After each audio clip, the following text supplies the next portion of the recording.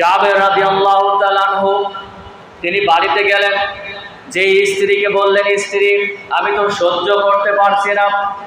স্ত্রী বললেন, কি এমন হয়েছে, আপনার বিষণ্ণ দেখা যাচ্ছে, তার কারণটা কি? জাবের রাদিয়াল্লাহু তাআলা আনহু বললেন, আমার প্রিয়তমা স্ত্রী, আজকের কয়েকদিন ধরে আমি লক্ষ্য করে দেখছি সাহাবীদের ভিতরে অনেক সাহাবী না খেয়ে পরীক্ষা খনন করছে। আমার প্রাণের নবী বিশ্ব নবী সাল্লাল্লাহু আলাইহি ওয়াসাল্লাম, প্রিয় নবী, তিনিও না খেয়ে আমাদের সঙ্গে পরীক্ষা খনন করছে। আমি এটা সহ্য করতে পারছি না। আমার প্রাণের স্ত্রী, আমি কি একটু বিশ্ব নবীকে এক বেলা অন্তত খাদ্য খাওয়াতে পারি কিনা? তখন স্ত্রী বললেন, হ্যাঁ পারি, কিন্তু বাড়িতে কি আছে সেটা দেখা লাগবে। স্ত্রী বাড়ির ভিতরে খুঁজলেন, খুঁজে ঘরের ভিতরে মাত্র 1 কেজি আটা পেলেন। কয় কেজি? 1 কেজি আটা পেলেন। আর স্ত্রী বললেন, বিশ্ব নবী সাল্লাল্লাহু আলাইহি ওয়াসাল্লাম আমার বাড়িতে মেহমান হয়ে আসবে, খাদ্য খাবে, এর থেকে দুনিয়ার বড় চাওয়ার আর কিছু নাই। সুবহানাল্লাহ বলেন। কেননা বিশ্ব নবী যে পথ দিয়ে যে পর্যন্ত যায়, সেই পর্যন্ত আল্লাহ পাক রব্বুল আলামিন তার রহমত পৌঁছায় দেন। তার মানে বিশ্ব নবী আসছে মানে তার বাড়িতে কি আসবে? রহমত চলে আসবে। স্ত্রী বলছে যে এর থেকে বড় চাওয়া পাওয়ার কিছু নাই, আমার রহমাতুল্লিল আসবে। কিন্তু দুঃখজনক বিষয়, বাড়িতে তো 1 কেজি আটা, তাছাড়া কিছুই নাই। হযরতে জাবের রাদিয়াল্লাহু তাআলা আনহু বললেন, আরো আছে, আর একটা ছোট্ট বকরি আছে। কি আছে বলেন? ছোট্ট একটা বকরি আছে। এই বকরি বলতে ছাড়া আর কিছুই নাই। আর 1 কেজি আটা আছে, এই ছাড়া আর বাড়ির ভিতরে খাদ্য বলতে কিছুই নাই। জাবের রাদিয়াল্লাহু তাআলা আনহু বললেন, আমার প্রিয়তমা স্ত্রী, এই 2টা জিনিস দিয়ে বিশ্ব নবীকে আমি মেহমানদারি করাবো। বাড়িতে এই ছাড়া আর কিছুই নাই। এরপরেও বিশ্ব নবী সাল্লাল্লাহু আলাইহি ওয়াসাল্লাম সহ যারা ইসলামের যোদ্ধা, মুসলিম যোদ্ধা, তাদেরকে তিনি খাওয়াতে চেয়েছেন। কিন্তু এই খাদ্য কয়জনকে হবে বলেন? সর্বোচ্চ 5 জনের বেশি খেতে পারবে বলেন?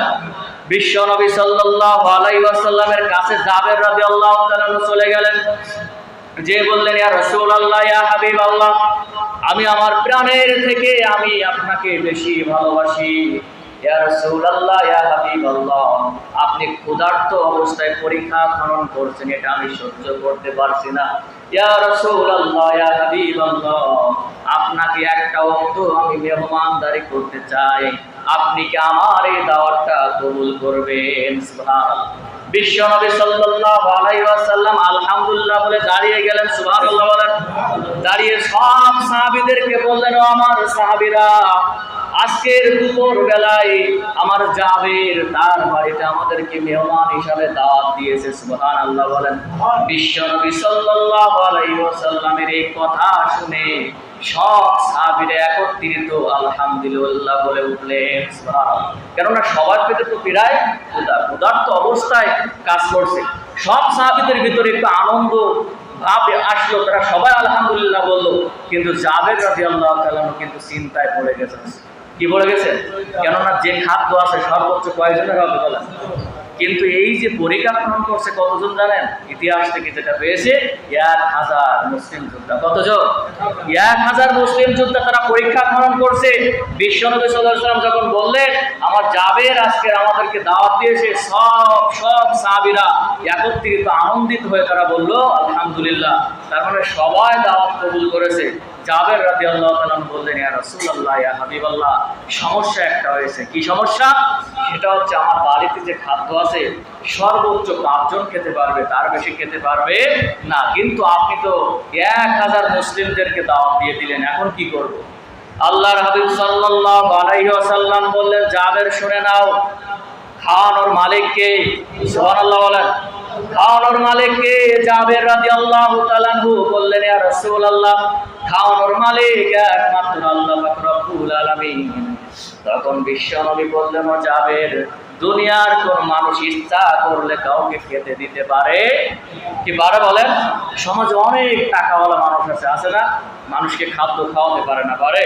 দেখবেন অনেক টাকা ইনকাম, অনেক জমি জায়গা ঘের বেড়ে আছে, বাপ মারা গেছে, এক মুঠো খাদ্য খাওয়াতে পারে না, এরকম আছে না? নাই। মা মারা গেছে, এক মুঠো মানুষদেরকে খাদ্য খাওয়াতে পারে নাই। বাড়িতে অনেক কিছু হয়, মানুষকে এক মুঠো খাদ্য খাওয়াতে পারে, এরকম আছে না নাই বলেন?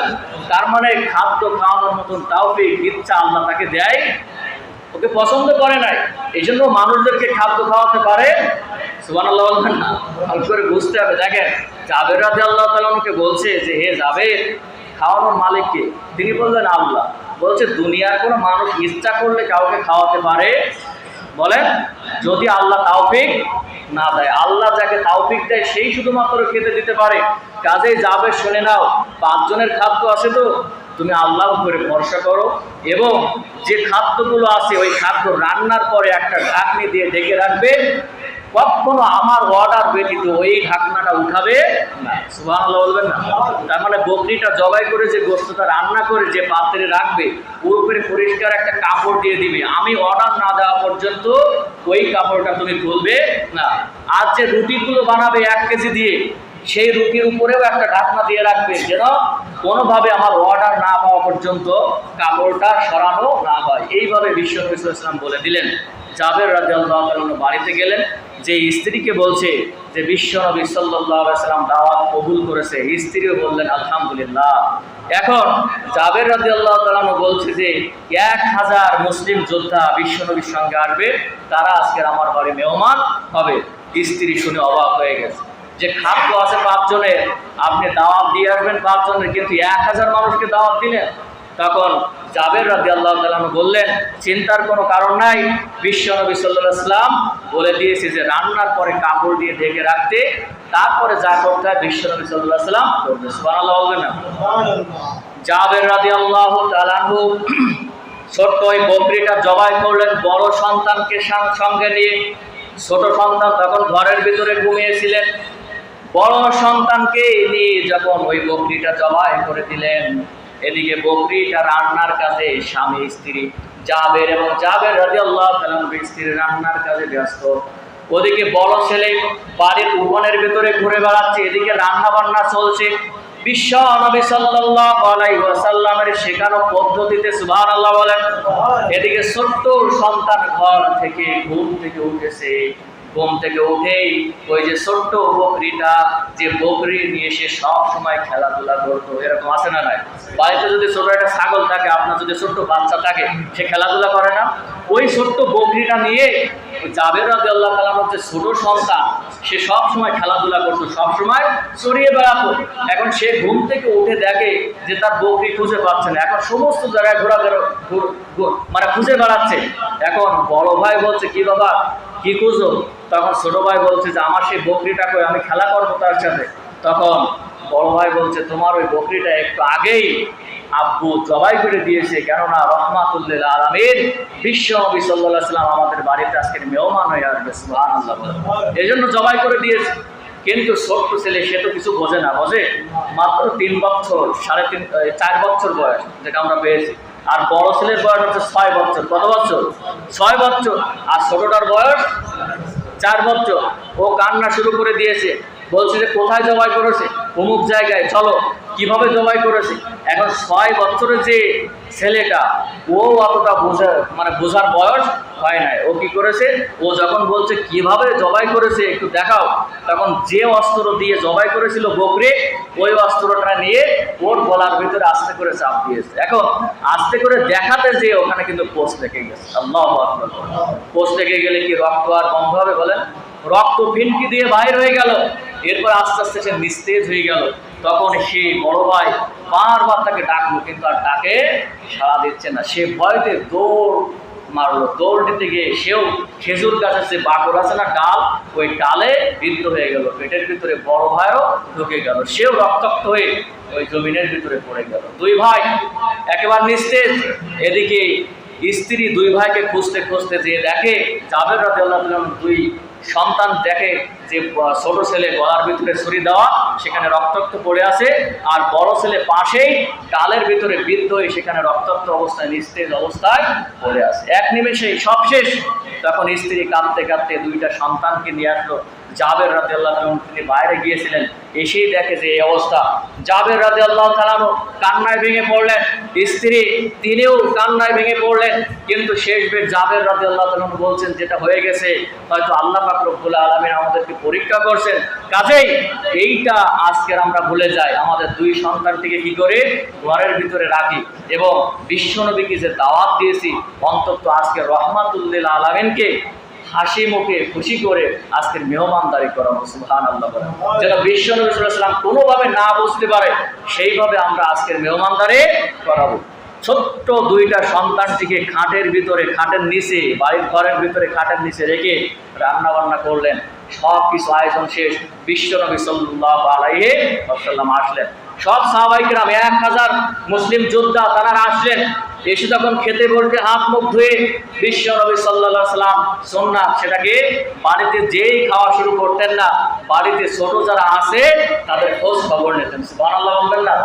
খোঁজ খবর নিতেন। আল্লাহর হাবিব সাল্লাল্লাহু আলাইহি ওয়াসাল্লাম যখন পার্টিতে বসে গেছে, তখন জাবের রাদিয়াল্লাহু তাআলা আনহুকে ডাক দিলেন আর বললেন, জাবের, তুমি অনেক আয়োজন করেছো, অনেক মুসলিম যোদ্ধা তোমার বাড়িতে এসেছে, আজকের তোমার একটা আনন্দের দিন, কিন্তু তোমার সেই ছোট্ট দুইটা সন্তান কোথায়? তাদেরকে একটু ডাক দাও। আমার পাশে, দুই পাশে তারা দুইজন বসবে, দুই পাশে দুই সন্তানকে নিয়ে আজকের একসঙ্গে আমরা সবাই খানা খাবো। ও জাবের, তোমার ওই দুইটা ছোট্ট সন্তানদেরকে ডাক দাও। জাবের রাদিয়াল্লাহু তাআলা কোনো কথা বলে না, স্ত্রীও কোনো কথা বলে না, স্ত্রী ঘরের ভিতরে, সেখান থেকে কেউ কোনো কথা বলে না। বিশ্ব নবী জনাব মুহাম্মদুর রাসূলুল্লাহ বারবার বলছে, জাবের, তোমার ওই দুইটা ছোট্ট সন্তানদেরকে ডাক দাও, কেননা তারা না আসলে আমরা খানা খাওয়া শুরু করতে পারছি না। হঠাৎ করে জাবের রাদিয়াল্লাহু তাআলা চোখের পানি ছেড়ে দিয়ে বললেন, ইয়া রাসূলুল্লাহ, ইয়া হাবিবাল্লাহ, আপনারা আসার পূর্বে এই ঘটনা ঘটেছে। আল্লাহর হাবিব সাল্লাল্লাহু আলাইহি ওয়াসাল্লাম চোখের পানি ছেড়ে দিলেন আর দুই হাত তুলে আল্লাহর কাছে দোয়া করলেন, রব্বুল আলামিন, আজকের এই জাবেরের আনন্দের দিনে কি একটা ঘটনা ঘটে গেল। রব্বুল আলামিন আজকের এই 1000 যোদ্ধা, মুসলিম যোদ্ধা সহ জাবেরের দুইটা সন্তান না আসলে আমরা কেউ খানা খেতে পারবো না। আল্লাহু আকবার।